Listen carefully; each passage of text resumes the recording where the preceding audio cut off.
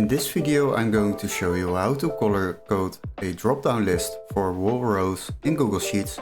Let's, for example, we are creating a task overview. Now we have our first task over here and we would like to add the status in a certain color with a drop-down list. Now for first we will add drop-down list in these cells. So what we will do, we will insert and of course select the drop-down. Now as you can see, we have successfully added a drop-down list and here we will enter the statuses. So we have entered 3 statuses: not started, in progress and finished. You can manually select the colors. Not started is red, in progress is orange and finished is of course green. So we have changed the colors and as you can see, if I click on done now, then you will see that these drop-down lists will be colored. But we would like to change this wall row color into the same color as the status. Now to automatically color code this row to the status color, we are going to do the following. Go to format and then go a little bit down, click on conditional formatting. Then we need to apply the range. So this will be cell 2 where the status is till row A. So we will select it and then enter A. As you can see, I've selected the complete row over here.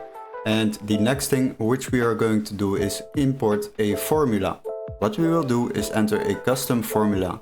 So we will select the lowest one. Custom formula is. Once you have entered this, then we will enter the value of the formula. So the formula will be equals $C2 equals speech sign not started speech sign. And we need to change this color. We will change it to the same color as the status. So what we will do, we will change the fill color of the row to the status color. So let's say we have the red color for not started.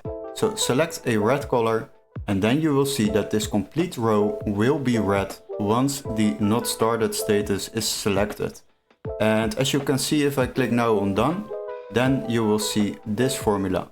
Now if we will do this for this also, then we have to completely select this row, then drag it down, and as you can see, all these tasks are not started. And this is basically how you color code a drop-down list for a wall row in Google Sheets. Hopefully this video was helpful. Don't forget to like and subscribe, and we would love to see you in our next tutorial. Cheers guys!